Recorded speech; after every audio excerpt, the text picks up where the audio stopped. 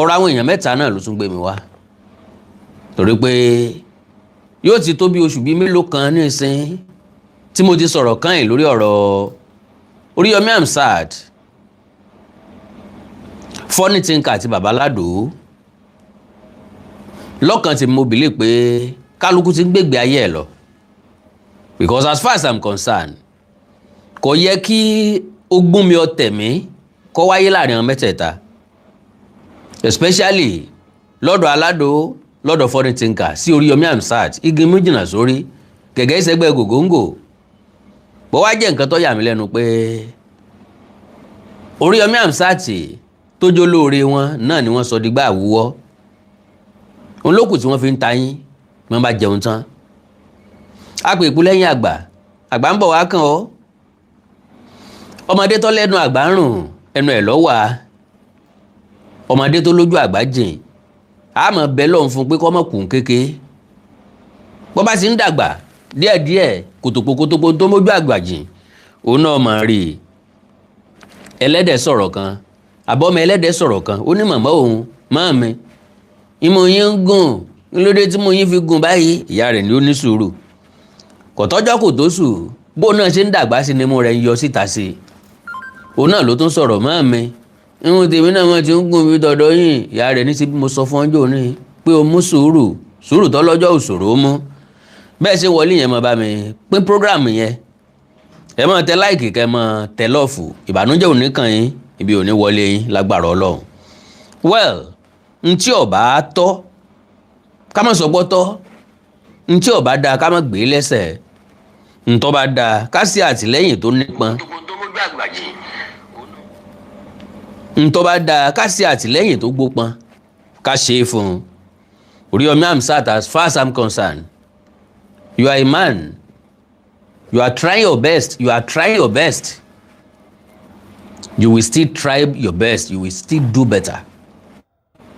Because ẹnikẹ́ni tí bá ti ń fi tiẹ̀ sílẹ̀ tí ń gbọ́ tẹni ẹlẹ́ni, Ọlọ́run ọba ní máa ń bá wọn gbọ́ tiwọn.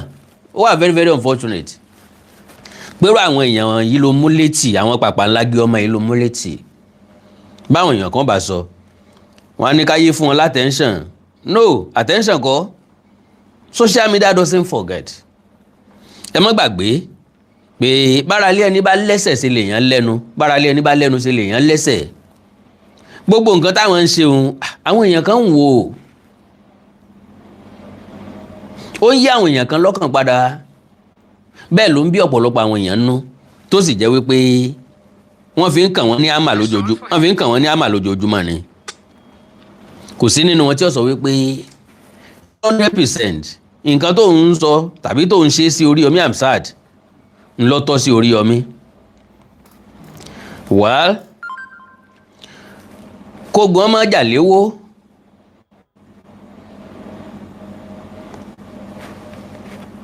kógun ọmọ jà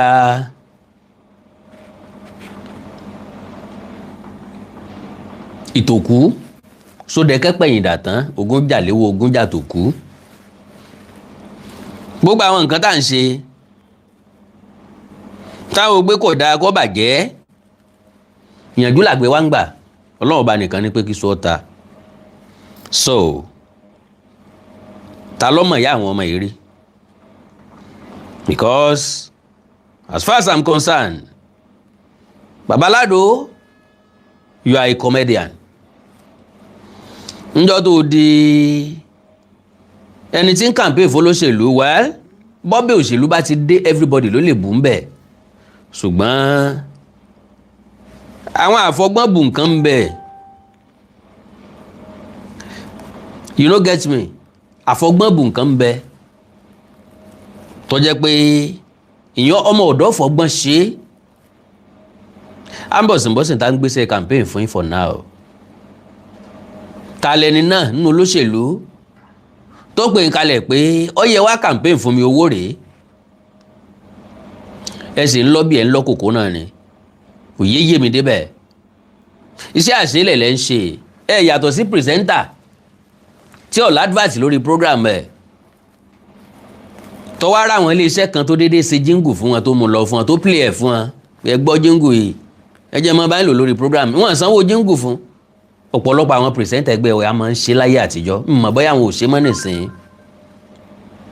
to the best of my understanding lọ́kàn wọn kí wọ́n lè fi ríṣẹ́ gbà ni but at the end of the day wọ́n máa ń padà ṣẹ̀sìn bọ̀ ọbẹ̀ ni láwọn ibìkan wọ́n lè borí ẹni tó ní ilé iṣẹ́ ńlé kọ́kàn fi tọ́rọ́ kọ́bọ̀ kan pé igun ọ lọ́wọ́ ẹ gbà kọ́mọ́ dàbí ẹni polúwa rẹ̀ yàkà torí ọjọ́ iwájú wọ́n lè mọ́ borí ẹni tó ní ilé iṣẹ́ ńlé kó sọ pé bọ̀ mí ìran níṣẹ́ ilé náà kò dẹ̀ wá sówó kankan lọ́wọ́ tèmi o because mi ìmúra ìsílẹ̀ mi ò dẹ̀ plan ẹ̀ tẹ́lẹ̀ so àwọn náà họra kùràkùrà ọ̀dà tó bá dẹ̀ bọ́ ẹlòmíín lé ẹlákùn bẹ́ẹ̀ ṣe ń wọlé yẹn bá ń pe program yẹn bó bá bẹ́ lòmíín lé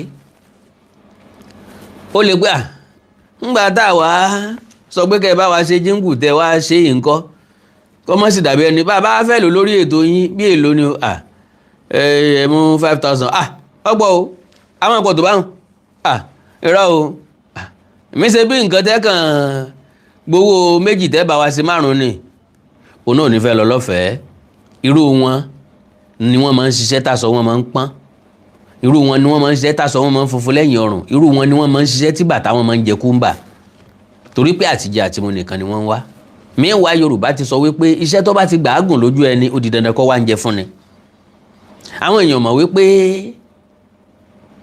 bí èèyàn bá rìnrìn àkàsùn wọ́n pọn nípa ẹ̀kọ́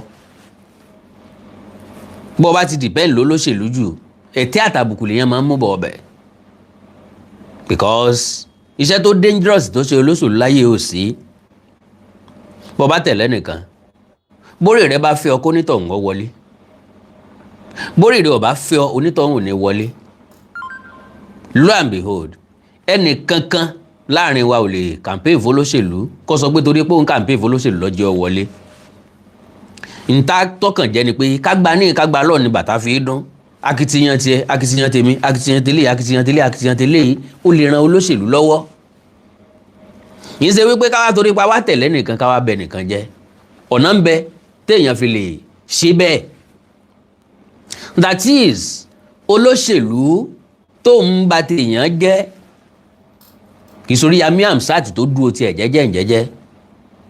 jẹ́jẹ́ o ni mo jókòó ní tàmí o gbogbo bọ́ìsì lórí sáré wọlé ń rìn káàsán o bùrọ̀dẹ́ káàsán o so mo wá ń wo rádaràda táwọn gáìsì yìí ń ṣe mo lẹ́nu láti sọ bẹ́ẹ̀ nù mí sì gbà láti sọ bẹ́ẹ̀ pé rádaràda ni wọ́n ń ṣe ìdí ìwò náà fi ń ṣe rádaràda torí wípé ọmọ kékeré ni wọ́n ò tí ì mọ tọ́jọ́ ọ̀la fẹ́ sọ fún wọn funny thinker bàbá Alado kò sẹ́ni tó kọjá òṣèlú náà yìí méjèèjì kò sẹ́ni tí wọ́n forí ẹ̀rùn mú pé kò lè di nǹkan ńlá lọ́la kò sí nínú yín tí wọ́n ti sọ pé ẹ lè di gómìnà anything ló lè ṣẹlẹ̀ ṣèbí láyé ìsìn láń sọ pé iye sàtífíkẹ́ẹ̀tì kan lèèyàn gbọ́dọ̀ ní kó tó dé sẹ́nẹ̀tì sàtífíkẹ́ẹ̀tì lèèyàn gbọ́dọ̀ ní kó tó dé kinní kan school sat ṣebí school sat ní Buhari fi ṣe gbé president lé wa lórí school sat ó ń gan kọ̀ jáde orí ipò ni wọ́n ti lọ mú sàtífíkẹ́ẹ̀tì ẹ̀ bá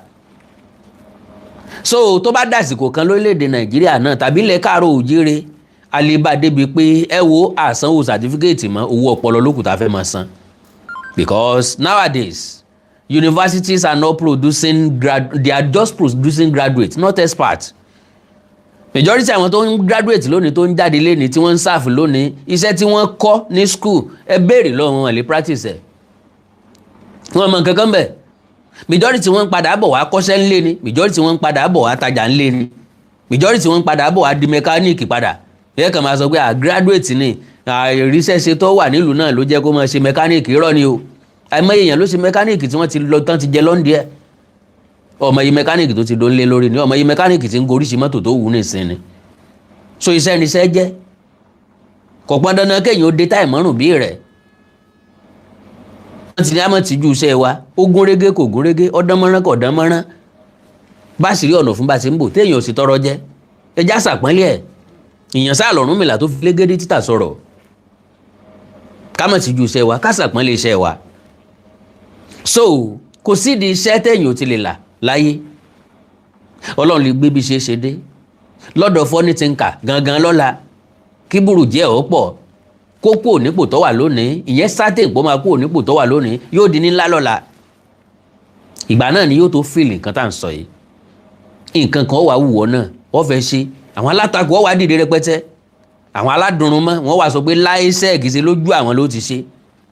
Aládùn tiẹ̀ bí mo ṣe wò ó, mo rí gẹ́gẹ́ bí ọmọ tó gbọ́n tó ní làákàyè tọ́dẹ̀ jáfáfá, but unfortunately mo wà disappointed because ìṣesí ẹ̀ kò jọ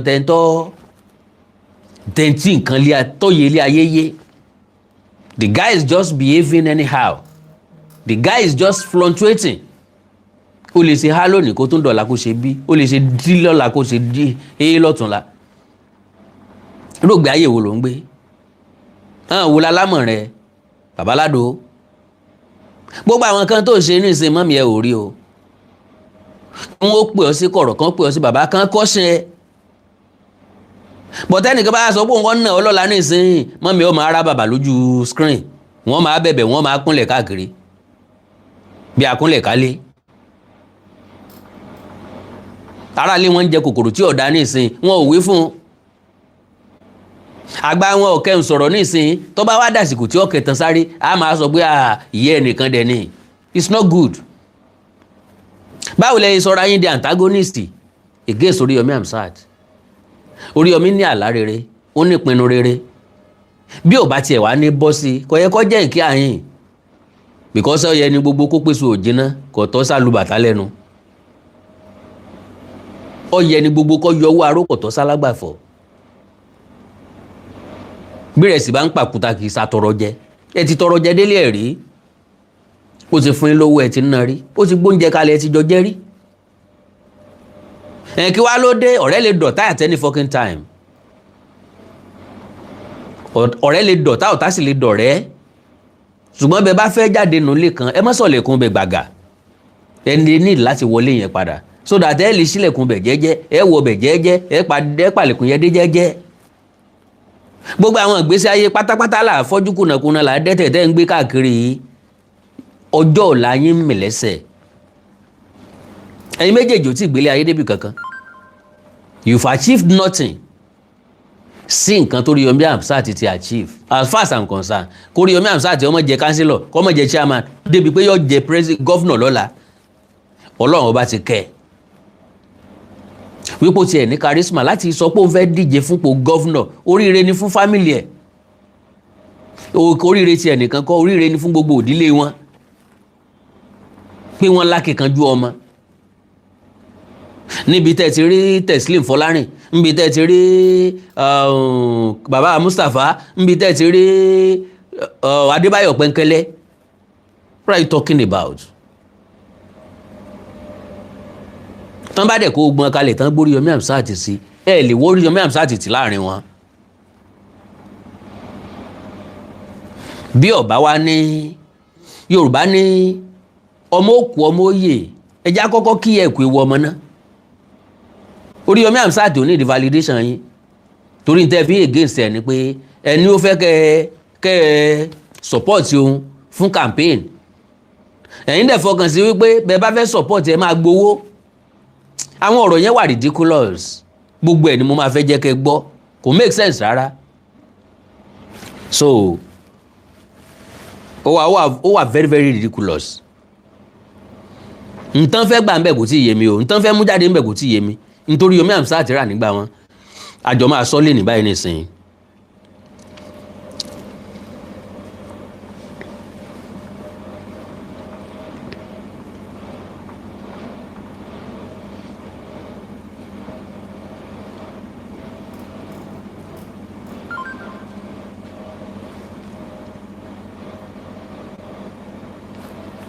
Àwọn mìíràn.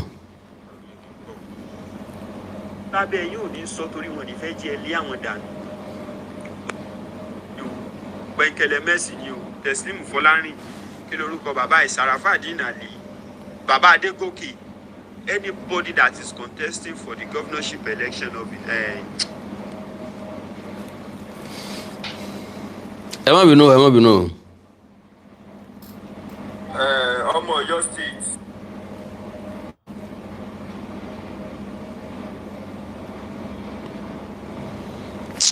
ẹ̀já tí ẹ̀ play ẹ̀yọ kan péré nínú fídíò tó ṣe ká dẹ̀ play ẹ̀yọ kan nínú ti bọ̀bọ́ yẹn náà.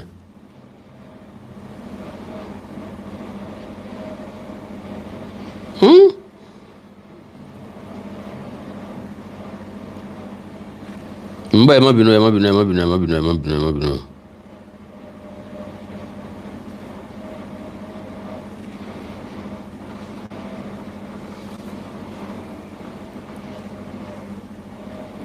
wọ́n pa àwọn kan lẹ́lẹ́dẹ̀ lẹ́nu tiẹ̀ ṣé o mọ̀ pé ó tẹ̀sẹ̀ máa sunkún mọ̀ wọ̀rí. Oriyomi Hamzat ló ń bá wí yẹn o ìwọ ń pa àwọn kan lẹ́lẹ́gẹ̀ẹ́ lẹ́nu tiẹ̀ ṣé o mọ̀ pé ó ṣẹ̀ṣẹ̀ máa sunkún Oriyomi bá pa àwọn kan lẹ́lẹ́gẹ̀ẹ́ Oriyomi ń contest ìwọ contest oníran tí ń contest ọ̀lẹ́bí tí ń contest what's your own problem kí ni issue ẹ̀yin ọmọ yẹn gangan. ẹ̀yin yẹn bá ń share fídíò kẹgbọ́n tí mo fẹ́ sọ lórí wọn Alado tún bẹ̀rẹ̀ ọ̀rẹ́ wa rédíóníìkì tí o mọ̀ pé ó ṣẹ̀ṣẹ̀ máa sunkún. because nínú àwọn fídíò kan wọ́n jẹ́ ó yé wa wípé òun ò sínú àwọn tó ń pe Oriyomi ní rédíóníìkì ṣùgbọ́n ní ìsìn náà ti wá píìkì ẹ̀ gan dáadáa.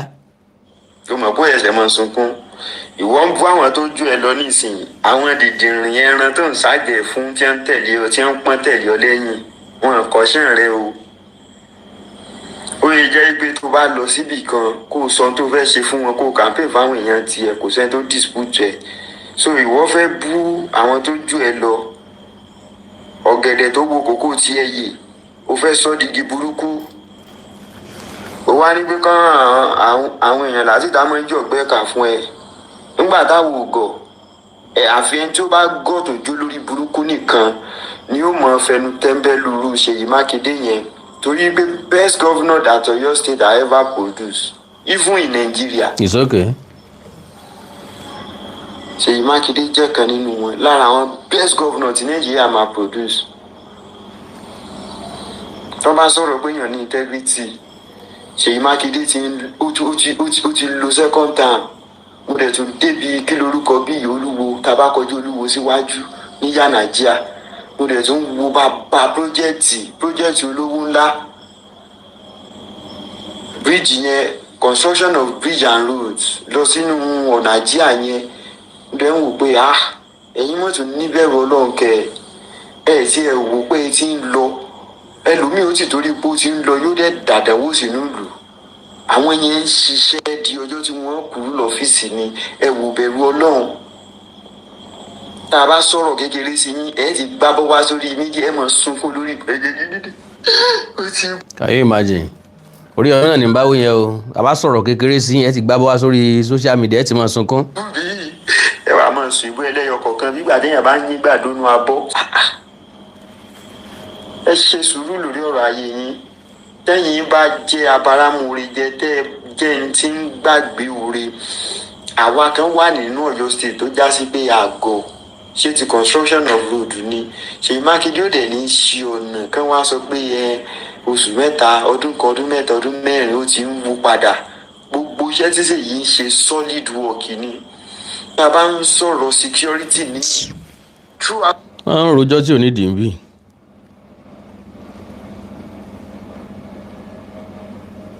boost ọjọ́ ọ̀la Ọ̀yọ́ state yìí irú èèyàn yẹn lẹ wá ń gbẹnu àtẹ gọ́vnà àná ọlọ́mọ.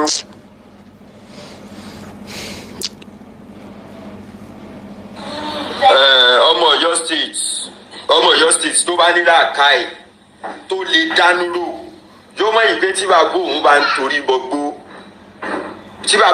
torí bọgbó ìwọ gbọ́dọ̀ lo làákàyè rẹ pé ibi tí bàbá mi ń lọ yìí ń rò bí ibi tí ó sèṣore ni o lánàá ń bẹ̀ yẹn wọ́n lè ṣe declaration of intent pẹ̀lú bẹ́ẹ̀ ṣe lọ sanwó fáwọn èèyàn tó pé kán lè wà lójú agbó ń bẹ̀ yẹn gbogbo ẹ̀ tún dàbí gbà pé wọ́n ń ṣòkú ọ̀fọ̀ náà ni.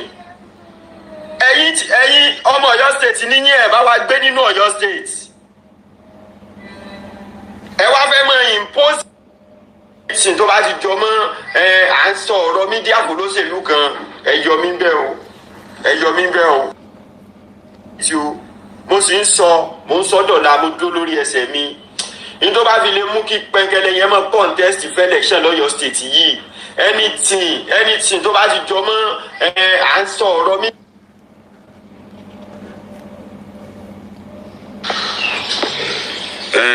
Alhaji Oriyomi òkìkí ọmọ Hamzat, ọ̀rọ̀ mi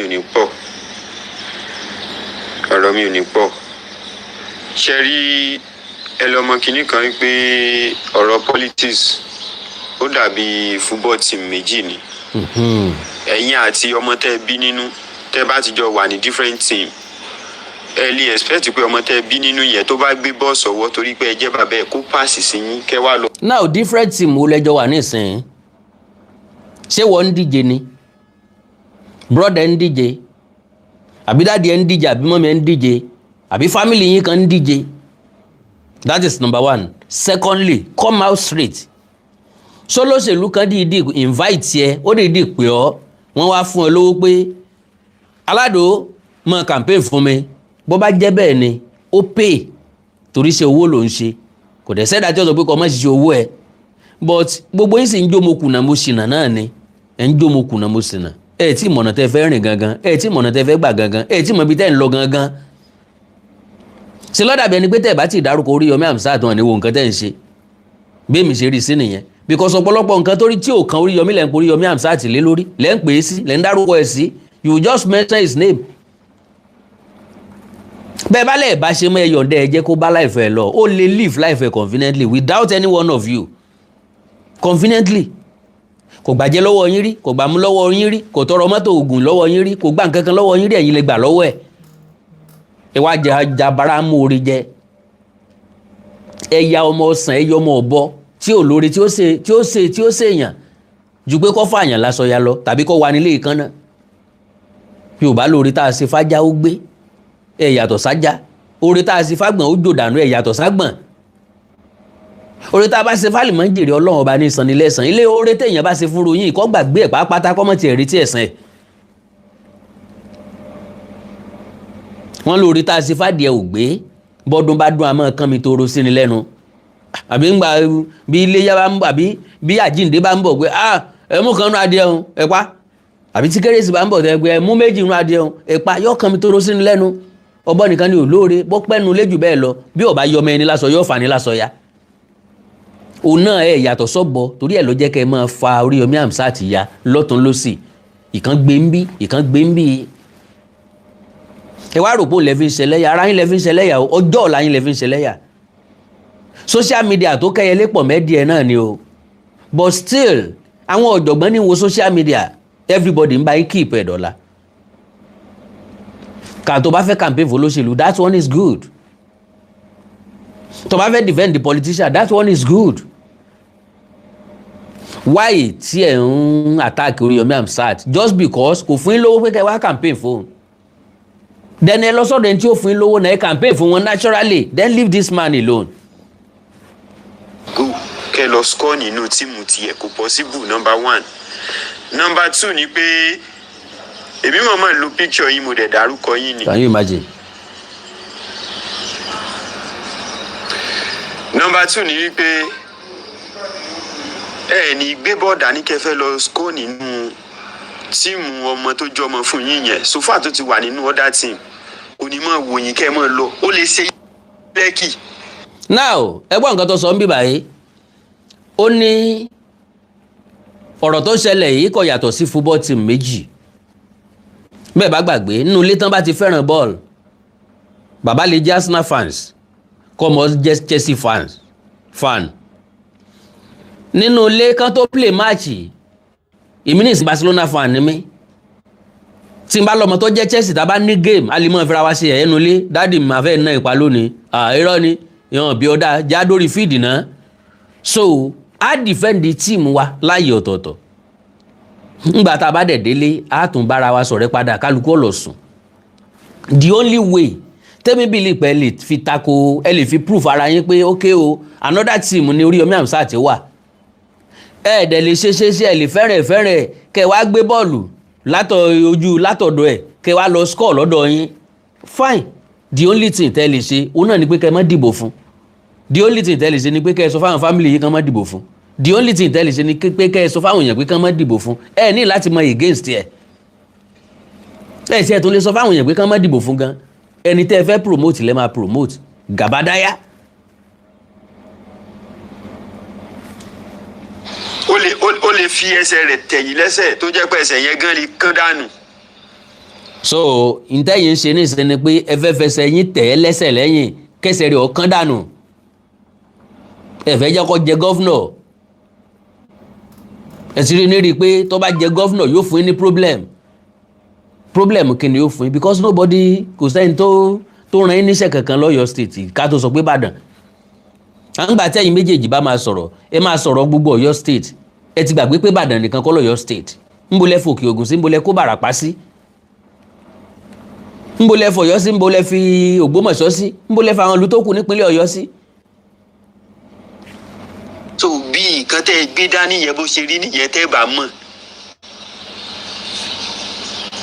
yálà Oriyomi Hamzat ni o nkẹdẹ mẹsì Teslim Fọlárìn Sharafadeen Ali Baba Adegoke anybody that is contesting for the governorship election of it tó bá sà ti ń kàmpé fún ọ́fíìsì governor dandan ni kẹ́ máa retí bullying dandan ni kẹ́ máa retí ìpè dandan ni kí wọ́n máa parọ́ ohun tí ẹ ṣe tó jọmọ́ yín dandan ni kí wọ́n pa mọ́ yín Oriyomi Hamzat gang. wọ́n ṣe dandan kí wọ́n parọ́ nǹkan téèyàn ò ṣe mọ́ yàn. Yorùbá ní ṣe làwẹ̀ tá a jàre ọyẹ́ wọ́n parọ́ ní téèyàn kan ò ṣe mọ́ ní téèyàn bá ṣe làásọ kì í ṣe ní tí ò tí ì ṣe tàbí ní tí ò ṣe rí ilẹ̀ máa dédé parọ́ ẹ̀ mọ́ tẹ máa sọ pé dandan ni dandan kọ́ ni kéèyàn ó ṣépè fún yàn mi tí ì ṣépè fún olóṣèlú kankan nínú ọdún ìbáyìí nísìn bó ti wù káwọn èèyàn sọ pé ayé Tinubu gan nǹkan ní tí mo tún máa padà sọ náà ni pé bọ́n gbé Tinubu padà dé òun náà ni màá tún tẹ̀lé because mo wo sàwáwù àwọn tí wọ́n jọ ń gbé wọn kalẹ̀ mo rí pò náà lọ bẹ́tà láàrin wọn ó lè mọ́ dànmọ́rán 100% but still òun náà lọ sẹ́pẹ́rẹ́ ó lè mọ́ san mọ́ná òun lọ sẹ́pẹ́rẹ́ láàrin wọn so loyalty nìyẹn kì í dẹ̀ tó ń ṣe loyalty torí wọn jẹ́ lábẹ́ Tinubu ṣùgbọ́n mo wo sàkún àkọ́kọ́ ọmọ Yorùbá ni eléyìí àkọ́kọ́ bóyá tó ọmọ Yorùbá ò bá díje o bóyá mo lè ní another preference ṣùgbọ́n bọ́ ọmọ Yorùbá ń díje tó dẹ̀ jẹ́ pé mo wo ẹ̀yìn mi ò tí ì rí ìjọba kan tó ṣe dáa tá a ṣàdúrà fún rí nígbà tó parí ìjọba kò tí ì sí kò ì sẹ́ni tó ṣe president Nàìjíríà tó wá tá a wá bẹ̀rẹ̀ sí kúnlẹ̀ tá a bẹ̀rẹ̀ sí rábàbà ẹ dákun ẹ má lọ ìgbà yín tù wá lára àsìkò yín bá wa lára mu ẹ má lọ sí lọ́dà bẹ́ẹ̀ ni pé kẹ́ ẹ má kúrò lórí àpèrè mọ́ sí lọ́dà bẹ́ẹ̀ pé kẹ́ ẹ má kúrò lé ìjọba mọ́ kẹ́ ẹ má kúrò Aso Rock mọ́ bàbá ńlá rọ ni ìpè la fi sìn wọ́n jáde. ńgbà Buhari ńgbà Jonathan bẹ́ẹ̀ pé eléyìí ti tutù jù ńlọ́jẹ́ káwọn Boko Haram ó ṣe gbá kan ṣàwo ẹ bá wa lé lọ ṣé bàbá ṣé Buhari ṣé bàbá Buhari mọ̀ tó ń dé ìpìlà mọ̀ tó ń kiri mọ́là mẹ́tì mọ́là tí ń dín ẹyin ní Johnson wọ́n ní ṣé bàbá ó ní ṣé wàhálà ńgbà tó wo ebi bá tí nǹkan dojúrú tí gbogbo nǹkan wọ́n ní ṣé bàbá ó ní ṣé wàhálà ṣé bàbá kò ṣé wàhálà mo ní mọ́là náà ń bọ́ ọmọ ìyá rẹ ní ọlọ́mọ ìyá kínni ó ní ṣé mi rí bí nǹkan ṣe rí ni. So Buhari atúngbàdúrà pé kọ́ lọ ẹlòmíín gbàdúrà kó kú sórí àlééfà gan níbi tọ́mọ Nàìjíríà wà dẹ́ta desperate sí kò sí ìjọba náà láyé tó ti tẹ́ wa lọ́rùn rí tó ti ṣe nǹkan tó tẹ́ wa lọ́rùn rí ìjọba méjì la lè sọ bẹ́ẹ̀ pé bí ó dàbí ẹni pa fẹ́ rírí that was Muritala Muhammed ńgbà tán dẹ̀ sọ gbogbo ohun tó tún rọ̀ mọ́ náà èpè náà látún fi sìn àrí onáòdè lójú mẹ́fà lọ lórí àlééfà tó fi tán fi pádànù ẹnì kejì ní Yar'Adua tó bepo ní iye kan tó dẹ̀ já wálẹ̀ padà that is number one and secondly òun ló make declaration pé election tó gbé òun wọlé kò wà transparent kò dẹ̀ wà free and fair.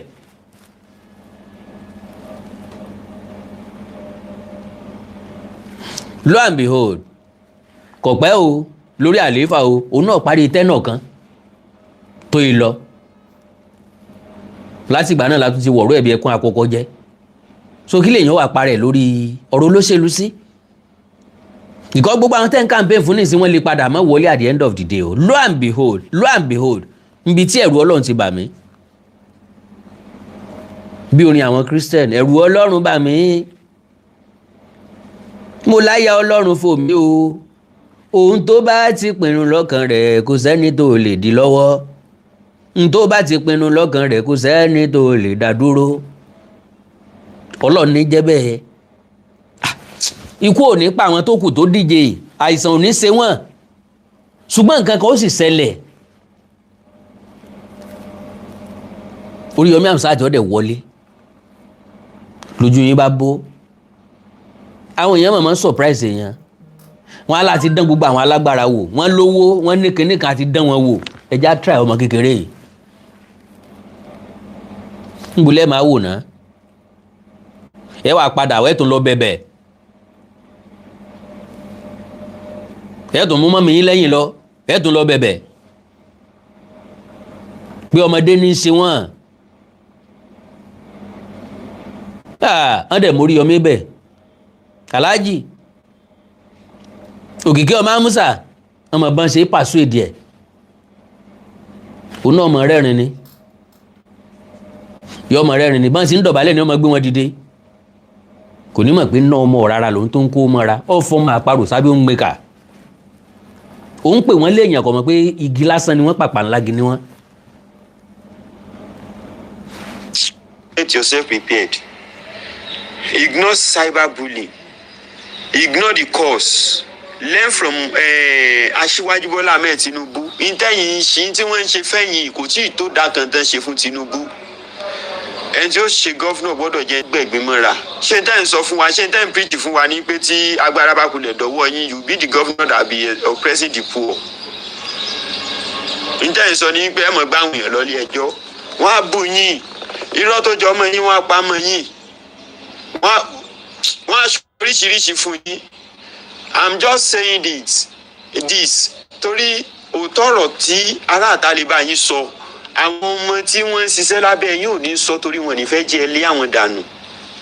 Oriyomi, go and get yourself prepared torí pé tó bá dìgbà election gangan gbogbo yín tí wọ́n ti ń ṣe fún yín nìsín kò ní jó jọjú ni torí wọ́n kulẹ̀ bú yín.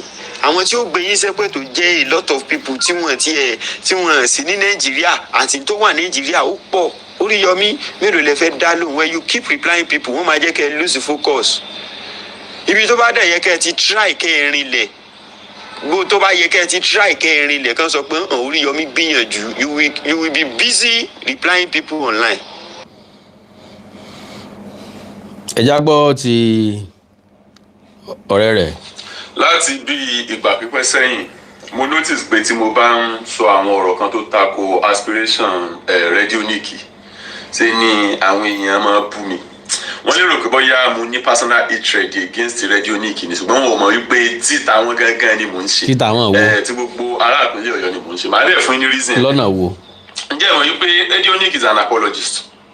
N tí wọ́n ń pè ní apologist lédè Gẹ̀ẹ́sì ni ẹni tó wà sympathetic to a particular cause. Ẹni tó jẹ́ wípé kìí sùn gangan ní ṣe aburú yẹn o, ṣùgbọ́n ó wà sympathetic sí àwọn aláburú yẹn débi wípé àwọn tí ń ṣe aburú yẹn tí àwọn èèyàn bá ń kẹ́rù bọ̀ wọ́n tàbí pé bóyá ọwọ́ pálábá wọn ségi tí àwọn èèyàn wá mú wọn, inú rẹ̀ ò ní dùn wípé ọwọ́ bá wọn. Fẹ́ mọ̀ pé àwọn Yorùbá pé agbépo lájà ò jalè bí ẹni tó gbà á lè lọ́wọ́ ìgbé pamọ́. Èyí tí mo wí òye yín, Radionic is actually not doing bad but ó wà sympathetic apologist àwọn tí ó ń ṣe aburú ni. Màá sì rán ilé tí nǹkan kan lónìí. Tí ẹ bá rántí ìgbà kan tí bàbá kan ti ń pè ní Bùnmi tí ó wá sí ilẹ̀ Ìbàdàn láti apá Òkè Ọya. Tàrí ń bá wí gómìnà sọ́npa rẹ̀ tó wá sí Ìbàdàn, wọ́n lórí Oriyomi Hamzat lọ kí lóòótọ́ ni wọ́n jọ ya fọ́tò. Mo rí àwọn dádì mi kan bí àbí àwọn mọ́mì mi kan bí tán sọ wípé religious bigot ni. Ṣé gbàgbé o pé ọ̀pọ̀lọpọ̀ nǹkan máa ń ká wa lára ju nǹkan lọ ju ara wa lọ o. Pé bá fẹ́ pè mí nísìnyí ẹ fẹ́ pè mí ní ethnic bigot. Kennedy, Yorùbá first always. Kò sí nǹkan kẹ́ ẹ pa mí pẹlẹbẹ kẹ́ ẹ nà mí rogodo anything láyé Yorùbá first, Yorùbá làkọ́kọ́. so oríṣiríṣi àwọn èèyàn náà máa ń pè mí náà bẹ́ẹ̀. So ìfẹ́ àníjù sọ́gẹ̀dẹ̀ ìmọ̀ ń mú ẹ̀tà ṣeré nítòsí ọ̀sọ́. So as far as I'm concerned, mi rò pé Oriyomi Hamzat against ẹ̀sìn mi rí. Ó tẹ̀lé ẹ̀sìn tó gbàgbọ́, ó nígbàgbọ́ nínú ẹ̀, ó dẹ̀ faramọ́, ó dẹ̀ ń preach ẹ̀. Normally kò fi gbogbo ara wọ́pọ̀ nínú ẹlẹ́sìn mi tó fẹ́ràn ẹlẹ́sìn mi, but nevertheless ìyẹn ò derive Oriyomi Hamzat láti jẹ governor. Eléyìí tí òpònú yìí wá ń sọ nísìnyí, bójú akátá bá léwó kò tọ́ kì í sẹ́nu adìẹ lọ́yẹ ká ti gbọ́. Ìfàtọ̀ ká ní apologist ni Oriyomi Hamzat bó ṣe sọ, ẹnu tí ẹ̀kọ́ lọ́yẹ ká ti gbọ́.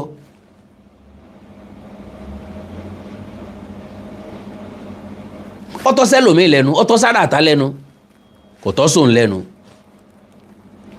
N tó ń bí mi nú lórí ọ̀rọ̀ wọn ni pé bí wọ́n ṣe sún Oriyomi Hamzat tó, Oriyomi Hamzat ṣe kó wọn mọ́ra tó, Oriyomi ṣe ràn wọ́n lọ́wọ́ tó, bó ṣe já ọ̀rọ̀ wọn kúnra tó, bó ṣe kà wọ́n kún tó, kò mọ̀ pé maturity wọn ò gbé. Yorùbá ní ọ̀rẹ́ mi ò ní jọba, olúwa rẹ̀ náà ò ní jọ̀rẹ́ ọba. There should be a payback time. Ẹ má sọ̀rọ̀ fún ọ, Yorùbá sọ lọ́wọ́ bọ̀ wọ́n ní àárọ̀ lóore. Àárọ̀ lóore, wọ́n bá sọ̀rọ̀ fún ọ, ìwọ náà ṣe padà fún wọn, ló ń tọ́ ó fi mọ yìí, ló ń tọ́ ó fi appreciate ẹ̀.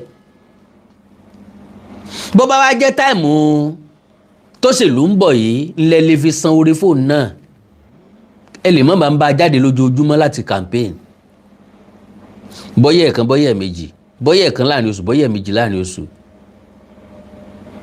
Ẹ lè wá sọ pé Alhaji ó wà kẹ́ lọ but kíní kan wà lọ́rùn mi o, family mi ni kíní kan o, kíní kan àti mọ́mì mi, kíní kan àti dádì mi wọ́n jọ tán o, ẹ̀gbọ́n mi ni wọ́n ti kọ́rọ̀ ìsinmi lórí tipẹ́tipẹ́ o, so màmá sọ̀túnṣòsì ni o, mi ní bábì kan jẹ́ o, mo máa mi màmá bí ìgbà tí mo nílé bíi méjì náà ni, màmá ṣe tọ̀dọ̀ yín o, màá dẹ̀ mọ́ tún ti ṣe bíbáyìí náà o, ẹ dẹ̀ mọ́ ṣe wọ́n bá tẹ́ bá lè ṣe fún, ẹ mọ́ ṣe lè tẹ́ bá lè ṣe fọ́dọ̀ yín. Dáàdì mi kan wá, ẹ mọ̀ wulẹ̀ jẹ́ ń play ọ̀rọ̀ tiẹ̀ lọ́mọ́, òun náà kàn knock Oriyomi Hamzat lọ ni. Sorry, òun náà kàn knock Oriyomi Hamzat lọ ni, kò dẹ̀ make sense rárá. So gbogbo àwọn fídíò yẹn ò wù mí láti, kò ní kò láfàgbọ́. Ẹjá gbọ́rọ̀ dáàdì mi yìí, máàlù yìí ló pè mí sákìyèsí. Oriyomi Hamzat sọ fún wa nǹkan tó wà láàrin yín ẹ̀yin àti Funny Thinker àti bàbá Alado. Bàbá Oriyomi Hamzat tó bá ní nǹkan tẹ́ ẹ ṣe sí ìpamọ́ tí ẹ̀rù ń bà yín pé kí àwọn ọmọ yìí má bàa tú yín láṣẹ. àbínà o bóyá àṣírí ìkọ̀kọ̀ kan bẹ láàrin yín tó fún àwọn ọmọ yìí ní audacity tán fi ní lọ́kàn wípé pátápátá láàfọ́jú kùnàkùnà làdẹ́ tójú àfọ́ọ̀fọ́ tán ìjà ní dálẹ̀ làwọn ò fi ṣe pé táwọn ò bá mú ọ wálẹ̀ àwọn ò ní sinmi ẹni tó lọ ń dẹ̀gbéga kò sẹ́ni tó lè mú wálẹ̀. Like I said, ọ̀jẹ̀ gómìnà o ọ̀jẹ̀ gómìnà o Akin ọmọ ni ọ. Ẹ tètè fúnra yín jáde bẹ́ẹ̀ ṣe máa ń jáde fáwọn èèyàn nísìn láti kòkìkí nǹkan tẹ́ ẹ bá ṣe sí ìpamọ́. Torí láti bí ọ̀sẹ̀ kan ọ̀sẹ̀ méjì mo bẹ̀rẹ̀ sí ní wo bí Funny Thinker àti bàbá Alado bí wọ́n ṣe fi ń ta yín. Gbogbo Nàìjíríà mọ̀ pé èyí ni wọ́n ń pè ní radionic and information sí àwọn ọmọ yìí ń pass ó ń ba political image yín jẹ́ ẹ jẹ́ ká gbé political image yẹn jáde. ó ń ba personal image ẹ̀ gan jẹ́ bí ìgbà téèyàn mí ni téèyàn máa mí ni èèyàn ni àbáràn sí ni ṣé wọ́n rán yín sí ni. ọ̀dà ní èmi wá dá òtí yín ká ní wọ́n rán yín sí ni ẹ̀ wá jẹ́sẹ̀ yín kẹ́ ẹ fi gbogbo ara jẹ́ kẹ́ ẹ fi gbogbo egun jẹ́ kẹ́ ẹ wá wo ibi tó lọ́wọ́ gbà yọ. kẹ́ ibi tọ́lọ́run ti ń jẹ́rìí ààrẹ ibi tọ́lọ́run ti ń jẹ́wọ́ ààrẹ tọ́lọ́run ti ń sọ wípé òun gangan lọ́lọ́run gbogbo agbára yín pápátá ẹ lò ẹ má stop o ẹ continue every day ẹ má sọ̀rọ̀ Oriyomi Hamzat at the end of the day kẹ́ wá wo ohun tọ́lọ́run fi ń jọ́ lọ́run kò pọn dandan kó jẹ gọ́vnà lọ́dọ̀ tèmi sá ń fọlọ́run búra kò ní mínì kò pọn dandan rárá kódà kò sepò kẹwàá ń congratulate ẹ pọkùnrin ni ọ you made us proud ń parí pìrìsẹ́ńtà tó ní charisma láti jáde to become a governor of a state orí ńlá ni not just ordinary state o Ọ̀yọ́ state. ẹgbẹ́ kan even business tẹ́ ń ṣe iṣẹ́ yín ó ń tánìṣí méjì yín àwọn Nàìjíríà sì fẹ́ máa believe pé àwọn ọmọ yìí ti hó yìí to ransom bóyá ó ti ní nǹkan kan ẹ ti rán wọn níṣẹ́ dé tòrutòru kan ẹ ti rán wọn níṣẹ́ tẹ́ ẹ lè ráwọn ọmọ yín ẹ ti ráwọn ọmọ yìí ẹ̀ẹ́dẹ̀ ṣe ìlérí tó yẹ kẹ́ ẹ ṣe fún wọn bóyá nítorí rẹ̀ ni wọ́n ṣe ń fi yín ta yín tí ò sì sí nǹkan kan tẹ́ ẹ lè ṣe sí torí pé àánú yín á máa ṣe mí láì mọyé ìgbà òun ni mo ti rí ìrànlọ́wọ́ tẹ́ ẹ ti ṣe fún fọ́nìtìǹkà àti bàbá Alado ọ̀fùrísẹ̀tì bí mi ìrọ̀pọ̀ tí gbóṣù méjì bàbá Alado sì wà lórí rédíò station yín tẹ́ ń bá Hamzat last movie tó ṣe tẹ́ ẹ introduce àwọn èèyàn pé kí wọ́n lọ sórí YouTube bàbá Alado kí wọ́n lọ bá wo fíìmù ẹ̀ on your radio station. Can you imagine? So why now tó ṣe wá jẹ́ pé ẹ̀yin gangan làwọn ọmọ yìí wá fẹ́ ya àfibíṣọ́ olóore sí. wọ́n ti yá ni.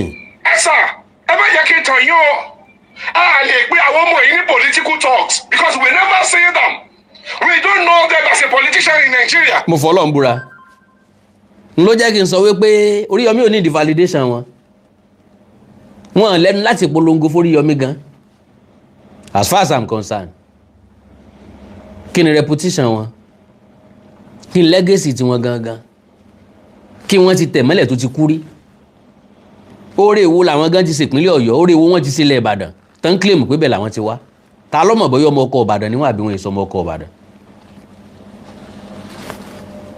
ntọ́ jawúsá nù wọn jawúsá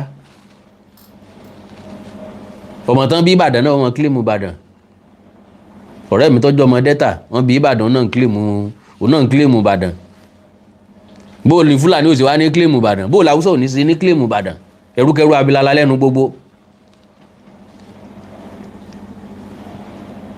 so Ìbàdàn tẹ́ ẹjọ́ ń kílèmù kí ni impact yé nínú Ìbàdàn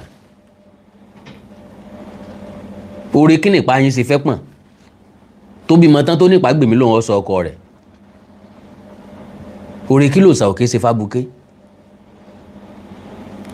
tó bímọ tán ní kó mú ọkọ wá tó ní òṣàgbèmí ni wọ́n sọ Mr. Tunde Okolimi ni wọ́n ti sà God bless you sir tó lò òṣàgbèmí lòun wọ́n sọ oore kí làwọn àti fọ́nìtìǹkà àti bàbá Alado oore kí lẹ ṣe fún Ìbàdàn rí oore kí làwọn èèyàn ti jàǹfààní lára yín rí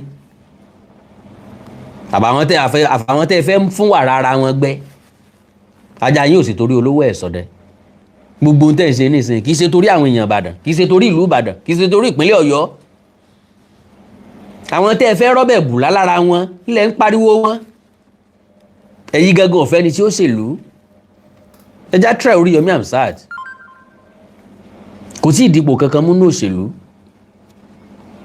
kò sí kánsílọ̀ rí débi chairman kò sí sẹ́nítọ̀ rí débi house of rep kò ì díje fún gọ́vnọ̀ rí ó ẹ̀sẹ̀ díje àkọ́kọ́ lélẹ̀ let's test him bó bá débẹ̀ tí ò sí dáadáa àwa iná láwa padà wá bá wíá a dẹ̀ trust ẹ o ó dẹ̀ disgrace wa ó disappoint wa ẹjọ́ dìgbà náà gbogbo àwọn rádaràdà tẹ̀ ń bá káàkiri ẹ ń payì mọ́ra yín lára ni o ẹ wá ń gbẹ́ kòtò ọjọ́ ọ̀la yín ikú ò ní páyà àìsàn ò ní ṣe é ṣùgbọ́n ṣe mọ̀ wípé ọ̀la lójú tẹ̀yìn lójú ọ̀pátá gbéléjìká torí mo wọ́jọ́ orí mo rí pọ́ ọmọdé ni ọdún tẹ́ ẹ sì máa lójú eléyìí tẹ́ ẹ ti ń lò ó bọ̀ lọ lágbára Ọlọ́run nǹkan kò ní sẹ̀mí yín ṣùgbọ́n bó o lẹ́sìn lò yókù ayé yín election tẹ́ ń pariwo ní ìsìn wọ́n á di ní 2027 ó máa lapse ní 2031 that is 5 years bó o ní position ti 5 years yẹn kí ni ìgbésí ayé yín máa wà láàrin ọdún 5 yẹn after that 5 years kí ni position ilé ayé yín bólóṣèlú tẹ campaign bá wọlé ṣé yóò gbé lọ Àbújá ni yóò dá yín lọ́lá yóò fún yín lówó yóò dá iléeṣẹ́ rédíò lẹ̀ fún yín àbí yóò fún yín lówó company àbí yóò anything tó wù kó ṣe fún yín. báwo lè rí ọkàn ẹ̀rí ọkàn yóò máa sọ fún yín pé ẹ ṣe dáadáa no problem. so ká má bàa sọ wípé bóyá àwọn èèyàn kan torí pé wọ́n jẹ́ political talks àwọn other parties ni wọ́n lo against yín. àwọn ọmọ yìí mọ nǹkan tó ń ṣe àwa Nàìjíríà ló mọ nǹkan tó wà láàrin yín ṣùgbọ́n wọ́n ti ń tarnish image yín sà. God bless you, reputation yín ti ń go lower. reputation yín ti ń go lower tá a bá lè yàn sọ fún yín. èmi máa gbà yín nímọ̀ràn kan o ṣẹ́tìrì tí ọmọdé bá lòun gbọ́gbọ́n àti kú ó yẹ kí bàbá rẹ̀ gbọ́gbọ́n àti sí. níbi tẹ́ ẹ bá dé yìí ó yẹ kẹ́jẹ́ kí wọ́n arrest àwọn ọmọ yìí kó wá sọ tẹnu wọn ohun tẹ́ ẹ jọ sí tí lè fi jóná kí wọ́n wá ṣàlàyé ẹ̀. ẹ má bínú ẹnìkan sọ̀rọ̀ níbi pé Oríyọmí ò lè jẹ gọ́fúnà ó ń ṣiṣẹ́ pẹ̀lú Gumi ṣe evidence ṣá àní iṣẹ́ kí ni ó ń ṣe pẹ̀lú Gumi sọ gbé contract fún wọn ní iṣẹ́ kí ló ń ṣe pẹ̀lú ẹ̀ sọ ní kí Gumi wá gbà pínlẹ̀ Ọ̀yọ́ ni àbí kọ́ wá lé gbogbo ọmọ ìlú Ìbàdàn kúrò ní Ìbàdàn ẹjá tèkẹ́ cool ẹjá tèkẹ́ easy iṣẹ́ kí ló ń ṣe pẹ̀lú ẹ̀ yóò wù mí láti mọ̀ ìyẹn bá yàn ya fọ́tò kò nítumọ̀ pásítọ̀ àti babaláwo lè ya fọ́tò kò sọ pé pásítọ̀ kì í ṣe pásítọ̀ kò sọ pé babaláwo kì í ṣe babaláwo mọ́ mo lè pàdé ṣéèkì kan bàdàn lọ́la kájọ ya fọ́tò mo lè pàdé ọba ògbóni kan kájọ ya fọ́tò kò túmọ̀ sí pé mo ti darapọ̀ mẹ́gbẹ́ ògbóni.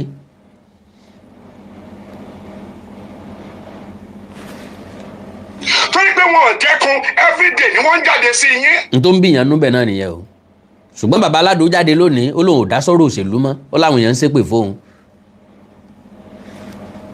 everyday ni wọ́n sọ̀rọ̀ nípa yín everyday ni wọ́n ń dọ̀tí yín àwa tá a dẹ̀ nífẹ̀ẹ́ yín tá a ti wò yín lọ́jọ́ tó ti pẹ́ à ń wà wọ́n mọ̀ yẹn gẹ́gẹ́ bí àfimiṣọ́ lóore. Oríyọmí ti bẹ̀rẹ̀ tipẹ́tipẹ́ Oríyọmí ṣiṣẹ́ fún gbogbo nǹkan tó bá ní lónìí Oríyọmí wọ́ọ̀tì ẹ̀ ó tún wọ́ọ̀tì jù bẹ́ẹ̀ lọ. He worked very hard for whatever tó bá ní lónìí. síbẹ̀síbẹ̀ náà àwọn èèyàn ká máa wò yín pé àwọn ọmọ yìí rí yín tán torí wọ́n ti fìgbà kan jẹ́ wọlé wọ̀de yín wọ́n ti fìgbà kan fara mọ́ ọ́fíìsì yín kẹ́ ẹ tẹ́wọ́ gbà wọ́n. orí bàbá yìí kan ti pé jù sá Ọlọ́run bá ń dùn yín nínú bẹ́ẹ̀ sí inú yín ò ní bàjẹ́ o ilé yín ò ní bàjẹ́ o Ọlọ́run ayé yín ò dẹ̀ ní bàjẹ́. tó bá sọ nípa yín ó máa nira fún wa láti lè sọ pé irọ́ ni wọ́n. pẹ̀lú ìtara pẹ̀lú ìkanra ni márùn yìí fi ń sọ̀rọ̀ ẹ máa mọ̀ pé ó dùn wọ́n gan ó ń dùn wọ́n ká wọn lára bí ṣe ń dùn èmi náà ti ń ká mi lára nù agídí mo fi wá sórí ètò I don't want to talk about those guys anymore but I have to say it I have to come out ó ti ń pọ̀ jù ó ti pọ̀ jù ní kì í ṣe pé ó ti ń pọ̀ jù kí ló dé kódà kẹ́yìn ó ṣe nǹkan kọ̀ọ̀kan sí yàn gan lọ́wọ́ pé bá fẹ́ tú jáde ẹ tú jáde náà tó bá jẹ́lẹ̀ tó yẹ kó bẹ̀bẹ̀ ni yó bẹ̀bẹ̀ tó bá dé jẹ́lẹ̀ tó yẹ kó dájú pa yó dájú pa ẹnìkan ò lágbára lórí ẹnìkankan ambos Oríyọmí ò níṣẹ́ tí ọ̀ràn yín níṣẹ́ tẹ́ jẹ́ fún ẹjẹ́ àjọ kọ́ ọmọ lùpọ̀ bọ́ náà lọ́ba yín sọ tó dogun ẹjẹ́ àjọ ṣe ẹ̀yin èèyàn mi ẹjẹ́ àjọ ṣe nítorí ọmọ máa sọ nìyẹn kí wàá lò lé nínú ẹ̀ tẹ́ ẹ bá dẹ̀ lè ṣe ẹ̀ dẹ̀ get out. àfi tẹ́yìn fúnra lára yín tẹ́ ẹ bá fi àwọn ọmọ yìí tẹ́ ẹ fi ọwọ́ wọn síbi tí ọwọ́ ń gbé èmi ò lẹ́ẹ̀fà jù lọ́wọ́ wọn ṣùgbọ́n ẹ jẹ́ kí wọ́n sọ tẹnu wọn àwọn nǹkan tí wọ́n sọ nípa yín yẹn jẹ́ kí wọ́n mẹ́rin wá ní ìsìn if not ó máa padà affect yín o kò kí ń ṣe lórí political aspect nìkan ifun iṣẹ́ tẹ́ ẹ ṣe radio station yín àti ìjàfara ìlú yìí a máa nígbàgbọ́ pé bóyá lórí irọ́ lẹ̀ ń ṣe. No, as far as I'm concerned ìpàkọ́ ògbọ́sùtì orí ẹlẹ́gàn ló dàrú whatever tó wù kí wọ́n ṣe tàbí kí wọ́n dá lára like I said philosopher lèmi èmi mọ̀ pọ́jọ́ ọ̀la wọn ni wọ́n ń destroy because wọ́n á destroy ara wọn to the extent pé wọ́n ní mínìmọ́ lórí social media ṣe bí wọ́n ṣe ní ìsapá wọn ń ga inú wọn ń dùn wọ́n ń fò sọ́tún wọ́n ń fò sọ́sì ẹ̀já fún ọ lọ́dún márùn-ún káwọ́ position bí tán máa wà Oríyọmí ní foundation kò sí lè tó ní foundation náà méjèèjì o sorry to use that language, ọlọ́run ní ń pín ìbùkún o, ọlọ́run ní ń pín oríire o, bọ̀ kò sílẹ̀ tó ní foundation torí Oriyomi nínú àwọn méjèèjì. Oriyomi bẹ̀rẹ̀ lọ́dún tó ti pẹ́. Oriyomi bẹ̀rẹ̀ as a broadcaster. That is a very good foundation. Bó ṣe wà ní ìsìn kí social media ó crash lọ́la pam mo lè padà sórí rédíò. Mo lè lọ sí cable TV kí n máa ṣe program ń bẹ̀. Mo sì máa padà gbélé ayé.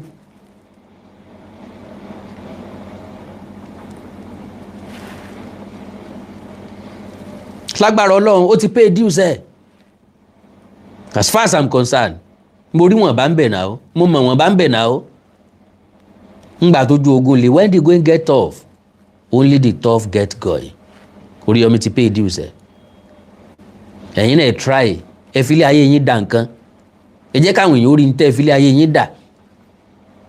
Àpàtàǹkótó àpótó ń pàtà fẹ́rìnfẹ́ntì àwéyé àsọyànnú nǹkan àròjàre aká pariwo káranjú wọn bí ojú ọ̀pọ̀lọ́ bí ojú akéde kọ̀ǹkọ̀. Kò change anything. Ogun tari ọgbọ̀n kò rí àkọ́rí kọ́dà. Kí ni tẹ́ fi dà? Ẹja yóò rí tẹ́ fi dà. Òkìkí ọmọ Àmùsà ti fi tiẹ̀ dà nǹkan. Kò ní dàdàkudà lágbára Ọlọ́run. Ìpele lásán àlùbọ́sà. Ìpele ìgbégari ò sí ìtóbì kan. Tọ́ra wa náà fẹ́ ga. Kọ́lọ́hún wọ́ wọ́lá bọ́yá tinútinú la fi ṣe àbí kìí ṣe tinútinú kọ́lọ́hún fi dá wa lẹ́jọ́. Sọ yín méjèèjì bo lẹ́ ń lọ. Bàbá Alado fọ́nì tí ò tíǹkì ń bo lẹ́ ń lọ. Ń tẹ́ ìṣe ìbò ló máa gbé dé tó bá já ti jẹ níṣẹ́ ti oúnjẹ jẹ tẹ́rùn. Ọ̀pá oúnjẹ ò ní sẹ́mi lẹ́nu o. Àwọn ọmọ yìí ti fẹ́ bà ohun tẹ́ ẹ ti ń build for years wọ́n ti fẹ́ bàjẹ́ o. Wọn ò lè bàjẹ́ ojú ò lè tẹ́ntọ́ tanná òye tó yé mi nìyẹn ẹ̀ńtọ́ paná nìkan ló ní tìjú. Igi tá a bẹ́ lórí tó bá gbóòórùn omi yóò dìde. Wọn ò lè sọ pé káwọn èèyàn má listen sí rédíò Oriyomi Hamzat Àgídìgbò. Àgídìgbò ti fẹsẹ̀ múlẹ̀ already. Ìbàdàn ti mẹ́ńtó l'Àgídìgbò. Ìbàdàn ti fẹ́ràn Àgídìgbò. Iṣẹ́ tó Oriyomi Hamzat dẹ̀ ń ṣe lórí kọ́kọ́rọ́ alátẹ lórí àwọn programs ẹ̀ kò tún sẹ́ni tó lè ṣe ń bẹ̀ yẹn mọ́. Sálàdò ló lè ṣe ni àbí fọ́ọ̀nì tí ò tíǹkì èwo ló ní capacity ẹ̀ ṣe máa ń fún program rédíò mélòó ló ń ṣe ń bẹ̀. So kò lè affect ṣe Oriyomi Hamzat o. Ǹdẹ̀kọ́ ló lè affect political career ẹ̀. Structure ló lè affect political career Oriyomi Hamzat. Why? Torí pé gẹ́gẹ́ bẹ́ẹ̀ tó fẹ́ du gómìnà ní same party wọ́n gbọ́dọ̀ láwọn èèyàn tí ó díje fún House of Rep, House of Assembly. Wọ́n gbọ́dọ̀ láwọn èèyàn tí ó díje fún alága ìjọba ìbílẹ̀, House of Assembly state, Senate nínú political party wọn. Kí ni capacity àwọn èèyàn tí ó díje? Because lọ́pọ̀lọpọ̀ ọgbà ẹlòmíì tó yẹ kó lọ House of Rep lè má lówó fọ́ọ̀mù lọ́wọ́. Ẹni tó ń díje fún gọ́vnà ní ó ra fọ́ọ̀mù fún. So n tó lè affect Oriyomi Hamzat nìyẹn o. Àwọn Oriyomi will never spend money torí pé ẹnìkan gba fọ́ọ̀mù àbẹ́nìkan gba fọ́ọ̀mù kò sí ní tọ́kùn Oriyomi ń bẹ̀ o èèyàn bíi mi ni o. Ní nǹkan sọ pé ẹnìkan fẹ́ ti ṣe chairman torí pé mo fẹ́ díje fún gọ́vnà kí wọ́n gba fọ́ọ̀mù fún ń sọ pé ṣe mo ránṣẹ́ ni. Sí chairman bá ṣe dùn kó jókòó kalẹ̀ náà o kò pọ́n dandan kẹ́ ẹ du chairman kò pọ́n dandan Alhaji kò pọ́n dandan kẹ́ ẹ du chairman ẹ jókòó jẹ́ ilé yín. Tó ṣe yìí àbọ̀ rẹ̀ máa padà dé kò ní ní èsì fẹ́yàn. Bàbá Oriyomi Hamzat ẹ ti wà lókè ẹ̀ ní jábọ́. Àmín o. Ọ̀nà tẹ́ ẹ̀ nígbà jábọ́ ẹ jẹ́ kí àwọn ọmọ yìí tètè sọ tẹnu wọn lábẹ́ ìjọba wọn ní ìyá wọn ní bàbá. Tọ́ba dẹ̀ láwọn tó ń sponsor wọn nígbà tí ìjọba bá bá yín dá sí i wọ́n á dárúkọ àwọn tí wọ́n sponsor wọn tí wọ́n fi ń ba reputation yín jẹ́ torí pé ẹ ti ń build reputation yín for years. Àwọn ọmọ tẹ́ ẹ fàná ṣoore fún ọ̀wá lè wá rọ́bìṣì yín torí wọ́n ti ń rọ́bìṣì yín wọ́n ti ń rọ́bìṣì yín lójú àwọn aráàlú o.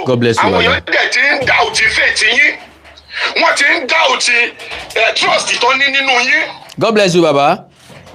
As far as I'm concerned kò sẹ́ni tó doubt trust tí wọ́n ní nínú Oriyomi Hamzat torí pé Oriyomi ò dá wọn lóhùn kò fẹ́ pẹ̀lú ọ̀bọ̀jáwòrán ni that is number one. and secondly so need láti dá wọn lóhùn kò nídìí ẹ̀ tó bá dá wọn lóhùn majority wọn náà ni yóò tún jáde pé àṣẹni tó fẹ́ jẹ gọ́vnà náà nìyẹn kò tiẹ̀ lọ́rọ̀ ta kò lára gbọ́rọ̀ sí rárá ẹni tó bá fẹ́ so lórí ó gbọ́dọ̀ dàkìtàn ní àsọ̀rọ̀ ìdàkìtàn tí ọmọ gba gbogbo ẹ̀gbin mọ́ra ẹ̀gbin mélòó wọn ti wá fi ìlọ́nìsìn tó ti ń fọlọ́pàá mú wọn ẹ sọ̀rọ̀ o ẹ̀yin náà lẹ́tùn sọ̀rọ̀ o bí ṣe kán máa sọ̀rọ̀ ni wọ́n sọ̀rọ̀ sí Tinubu wọ́n sọ̀rọ̀ sí Babangida wọ́n sọ̀rọ̀ sí gbá wọ́n sọ̀rọ̀ sá ẹ̀yin náà lẹ́tùn sọ òye yẹn dẹ̀ ti yé moment tó ti tọwọ́ bọ òṣèlú ló ti mọ̀ wípé afárá gba ohun yọ́pọ̀ ju ti tẹ́lẹ̀ lọ anybody tó bá ti join politics ta ló sí géètì mi kò sí ń bẹ̀ mọ́ o gbaya o nílẹ̀kùn lè rí ọ wà o àwọn èèyàn kan ń bẹ tí wọ́n wọlé wá bọ̀ ní bedroom ẹ tó bá ti jẹ́ politician aago kan ni mò ń jí ọ̀kan ti politics òun ó jí ọ lóru o wọ́n wá kan lẹ̀kùn lé ẹ lóru ẹni tó bá súnmọ́ lóṣèlú yọmọ̀ pòrú lóṣèlú máa ń rìn gbogbo àwọn governorship aspirant nǹkan senate aspirant yẹn inú yàrá kan náà ti ń dipò òṣèlú o yàrá kan ṣoṣo go and ask inú yàrá ẹni tó bá jẹ́ godfather náà ti máa ń pínpọ̀ agbára kí ni wọ́n lọ fẹ́ ṣe ná house of rep ni no kò tí ì kàn ẹ́ wà ní Soro ni kọ́kọ́ lọ house of assembly state náà Mr. Sonibare ti wà nílẹ̀ tipẹ́tipẹ́ náà ó ti wà nílẹ̀ tipẹ́ àdàdúró fún Mr. Tamedu tẹ́lẹ̀tẹ́lẹ̀ ní ọjọ́ lọ so òun ló fẹ́ lọ báyìí ìwọ lọ díje fún state house of assembly yàrá kan ni wọ́n ti ń pín bọ́ndẹ̀ tí máa pín dé ìta gbangba náà nìyẹn so òru dẹ̀ ni wọ́n máa ń rìn òru lolóṣèlú máa ń rìn òru náà máa ń parí iṣẹ́ wọn àwa bá wọn rìn dáadáa a sì mọ bọ́n ṣe é ṣe gbogbo campaign ọ̀sán kankan fọmáàtì lásán ni àbọ̀ fíṣà ní ká pé so ẹ̀yà wa gbọ́rọ̀ lẹ́nu bọ̀bọ́ yìí kí n fi kásẹ̀ ọ̀rọ̀ mi ńlẹ̀ that is eléyìí tó lóun apology ò kí ń pẹ́ sẹ́nu wọn àwọn akúnlẹ̀gbẹ̀gbà apology yìí pẹ́ sẹ́nu wọn lérò wọn àwọn lè sọ ohun tó wù àwọn lè ṣe ohun tó wù àwọn ṣèbí káwọn sá ti bẹ̀bẹ̀ ni ẹ já gbọ́rọ̀ lẹ́nu. ẹ̀yin tí baba Alado anything that has to do with politics as from today on I'm out of it platform mi ni èmi gangan in person pé mo wá sójú kámẹ́rà mo wá sọ̀rọ̀ politics láti òní lọ ẹnì rí nǹkan tó jọ bẹ́ẹ̀ mọ́ kò sí nǹkan tó fà á ju wípé. kí ló fà á ó ní mánéjà òun ó sọ wípé kó wọn má dá sọ̀rọ̀ politics mọ́ my guy you call yourself a comedian kí ló tó bá wa yà sí léyìí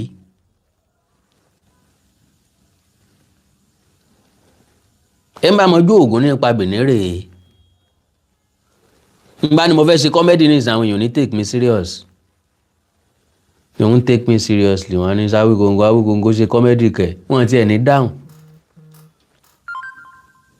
ìgbọ́n ní bá ṣépè fún Ṣèyí Mákindé ní ìsìnwá Awikonko ní sọ̀rọ̀ ọ̀hún níbi Ṣèyí Mákindé náà ti ṣe declaration pé òun fẹ́ jẹ president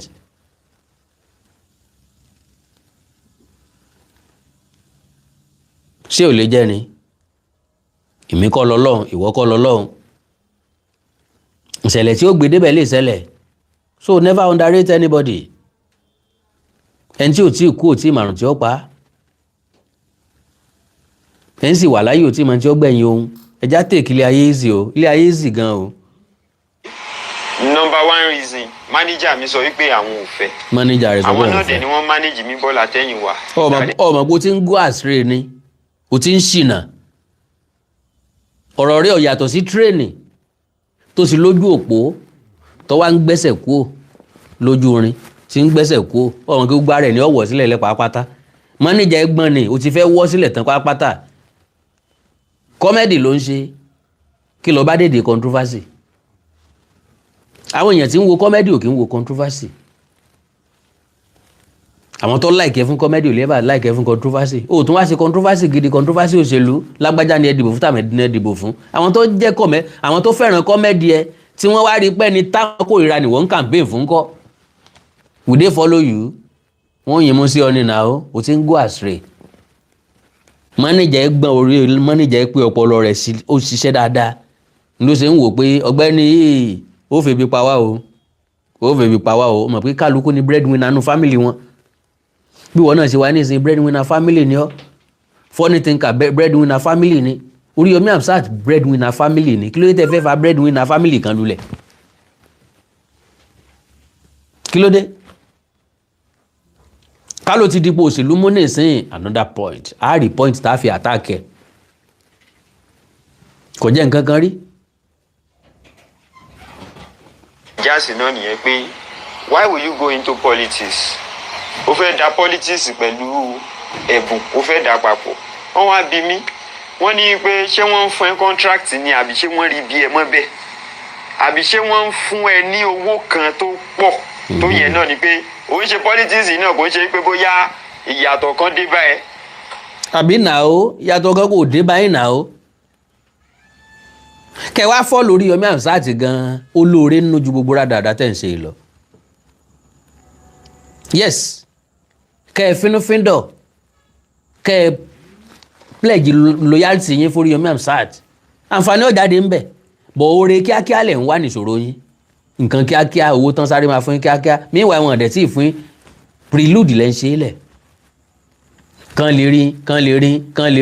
lè rí bóyá Adélabú ó pè wá yóò pè wá táwa ṣe ń kàpé fún ntẹ́ orí ibi tẹ́ wà nìyẹn ìmí àkàndọ̀rọ̀ àwọn kókó mọ̀ bẹ́ẹ̀ because ká náà sanwó fún ẹni yóò ti yọ sí lára ẹ ti gbé mọ́tò tuntun kì í ṣe tọ̀hún yẹn ti ń sọ pé òun gba mọ́tò kan láwìn òun gba lóònù mọ́tò kan àbí gbàdógójì èrò wájà àrà tó bá wo kálukú kọ́ dá kí lọ́kàn rú wa. torí àti ìjà ní òru àná wá pè mí mo sunkún tílẹ̀ fi mọ́ ni pé ẹ máa ṣe tẹ̀ sí mi lójú. ìbíwọ̀ náà lọ sọ pé bẹ́ẹ̀ bá sọ̀rọ̀ Oriyomi Hamzat yóò ti gbé kéwájú yóò ti máa sunkún àṣewọ̀ náà ó sunkún àṣewọ̀ gangan lẹ́lẹ́kún because n tí wo fídíò Oriyomi bí tó ti ń sunkún rí n tí ì rírí ìwọ́lẹ̀ lọ fẹ́nu ara ẹ̀ confess ní ìsìn pé ó sunkún mọ́jú ni bí ẹkún ní ìṣègbèrè.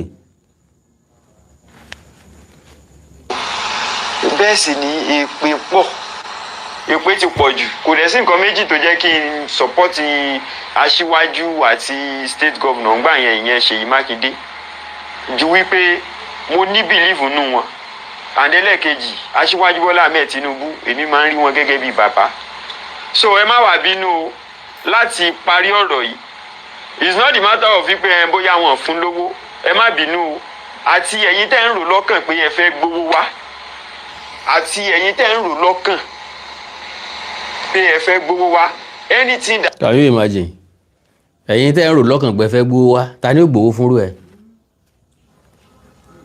àwọn established company wà ńlẹ̀ àwọn established media houses wà ńlẹ̀ tán ní followers rẹpẹtẹ tán láwọn èèyàn in and out of the country wọ́n wà ńlẹ̀ wọn ò tí gbowó lọ fún wọn ìwọ náà wà gbowó wá bá mo ti sọ tẹ́lẹ̀ pé wọ́n expectation ló fẹ́ pa wọ́n kú yìí wọ́n fẹ́ gbowó wá owó kí wọ́n fẹ́ gbé wá can anyone pay you 10 million naira bó ṣe wà yìí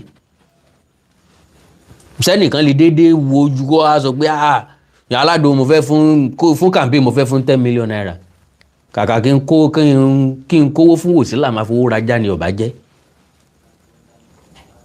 kàkà kan fún wọ́ lódìdí owó wọ́n yà pín fèèyàn yẹlẹyẹlẹ ni ẹ wo kágbá ní ìkágbá lọ́ọ̀ ní bàtà fi dún ìwọ máa lù ń bí ìwọ náà máa lù ń bí ìwọ máa lu kókókókókó ìwọ máa lu kónkólókónkólókónkóló ìwọ máa lu kókókókó ìwọ máa lu kàkàkàkà ẹ máa gbà gbogbo ẹ máa dún mọ́ra wọn nísìn. God bless you sir Mr. Kunle Toma God bless you sir ẹ ṣe tẹ̀ra síkà fún mi ní wáyé tì so kàkà kí n kówó fún Wòsílà máa fowó rajá ni brother òkìtì àìdẹ àbíbò la ṣe wí kọlọmọjà sírí olórí kọlọmọjà èyàn sò wá sí èpè àpá àmúdélé òkìtì àìdẹ ẹ ṣáájò ẹ dọ̀tá gbogbo èèyàn títí wọn àti ìsan ṣíṣì fún yín wọ́n bá dẹ̀ sanwó fún owó tán san fún náà ní òtò ra mọ́tò òun lẹ̀ tó ń gba mọ́tò àwìn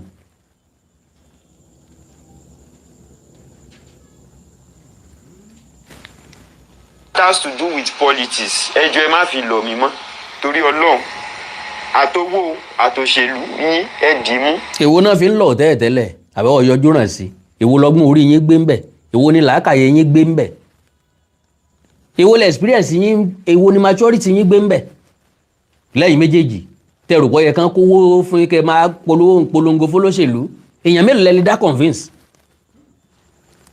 èèyàn mélòó ọ̀rọ̀ ẹnu yín lè change mind ẹ̀ yes ẹ̀yin méjèèjì ṣẹ́ẹ̀lì bá mi sọ̀rọ̀ kí n dẹ̀ fọ́lọ̀ ẹ̀ tẹ́fẹ́ kí n dìbò fún ṣá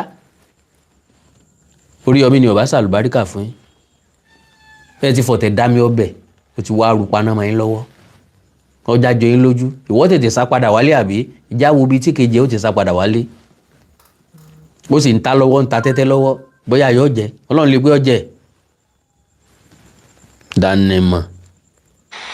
torí èpè yẹn pọ̀ débi wípé ó mú mi wà curious láti lọ sí under post Àtìkú àti Òbí mo wá rí i pé the same thing tí wọ́n ń ṣe fún bàbá Tinubu náà ń ṣe fún anybody tó bá support àwọn yẹn ìyẹn mo ṣe wá wòye pé anybody tó bá wù ẹ̀yin ọmọ Nàìjíríà lọ́kàn yín kẹ́ support ẹ tẹ̀lé lọ according to bí manager mi ṣe ní kí n sọ tóun bá máa tẹ́wọ́ gbaṣẹ́ mi padà anybody tó bá wù ẹ̀yin ọmọ Ọ̀yọ́ state ẹ tẹ̀lé lọ mo wá ń fi àsìkò yìí ṣe apology fún His Excellency Ṣèyí Mákindé baba Pẹ̀nkẹ́lẹ́ mess Sarafadeen Ali baba Adégòkè and Oriyomi Òkìkí ọmọ Hamzat in one way or the other tí mo bá ti lè gbàṣẹ yìí bóyá nítorí pé interest tí mo ní nínú ẹ tí mo gbé dání tí mo dẹ̀ ń defend ni mo bá gbàṣẹ yìí mo fi àsìkò yìí sọ fún yín pé torí Ọlọ́run tànàbí Muhammad sallallahu alayhi wa sallam àti tí gbogbo yín bá gbàgbọ́ nínú ẹ̀ ẹ dáríjì mí politics has always been like that bí ó dẹ̀ ṣe máa rí lọ nìyẹn me as from today on I'm out of politics it's not the matter of money tẹ́ ẹ bá gbé owó wá torí àwọn èèyàn sọ pé ẹ torí pé wọ́n fún lówó ni àti politics àti owó yín ẹ dì mú ẹ jọ. repetition ló kún bẹ́ẹ̀ ó ti deliver message tó fẹ́ deliver ó ti tọrọ apology o àwa ní ìsìn béèyàn fún alówó ibi tá à ń lọ náà látún padà lọ béèyàn fún alówó ibi tá à ń lọ náà lá padà lọ àwọn ò torí owó ṣe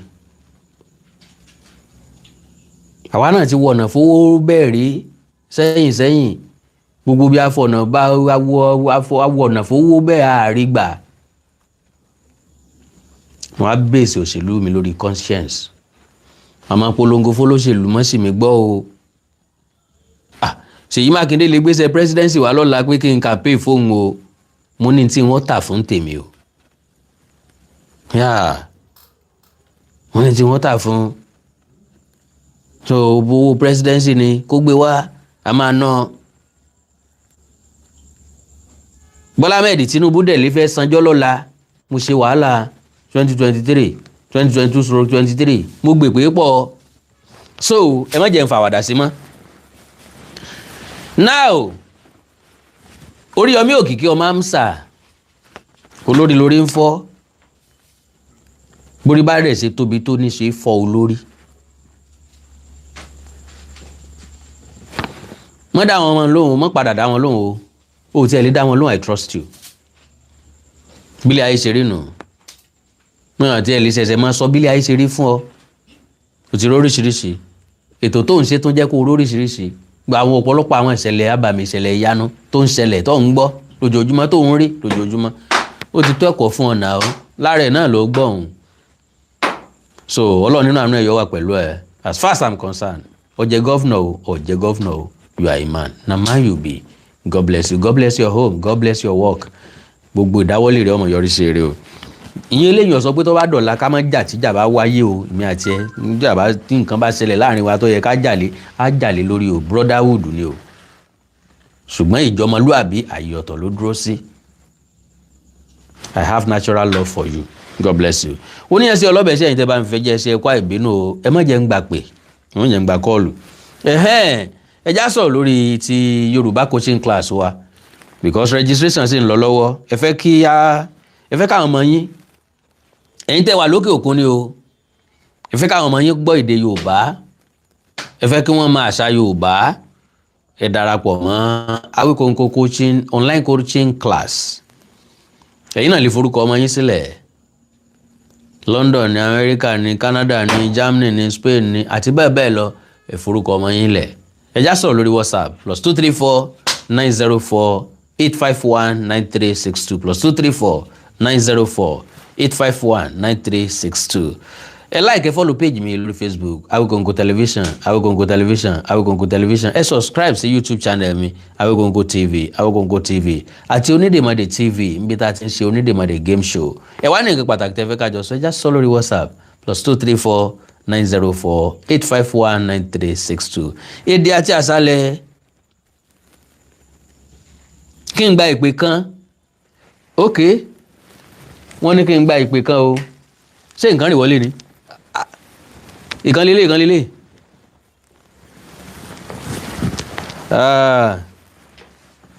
sórí àbí iwájú mi ń bí ló wà ok so ok wọ́n ní kí n gba ìpè kan rà ń pé ẹnìkan fẹ́ pè mí +234 904 851 9362 ẹ lè pè sórí nọ́mbà yẹn ok ẹ dẹ̀ lè pè sórí +234 915 147 9599 àwọn èèyàn ti ń pèsè tẹ́lẹ̀ náà. Hello. Bàbá Awikonko ẹ káalẹ́ sà. Ẹ káalẹ́ sà. Ẹ káalẹ́ kú ètò. Yes sir. Ìdákẹ́ mọ́ gbà pé ó yẹ káwọn ọmọ yẹn ó yẹ kí wọ́n tún gba wọ́ọ̀nì lẹ́nu àwọn tó fẹ́ pè. Alright sir. Wọ́n ti bá yí ara wọn jẹ́ bọ́ sí wà yẹn. Ọlọ́run. Kò sí nǹkan lè dáwọ́ lé ní Yorùbá land. Pẹ̀lú nǹkan ti fi emblem tí wọ́n ti fúnra wọn yẹn. Ọlọ́run.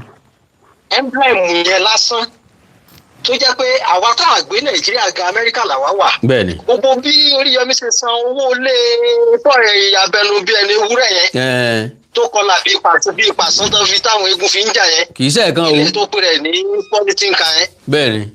Gbogbo bó ṣe tó ṣe bẹ̀rẹ̀ sí yọ̀ tó èèyàn san owó ilé ẹ. Bẹ́ẹ̀ni. No.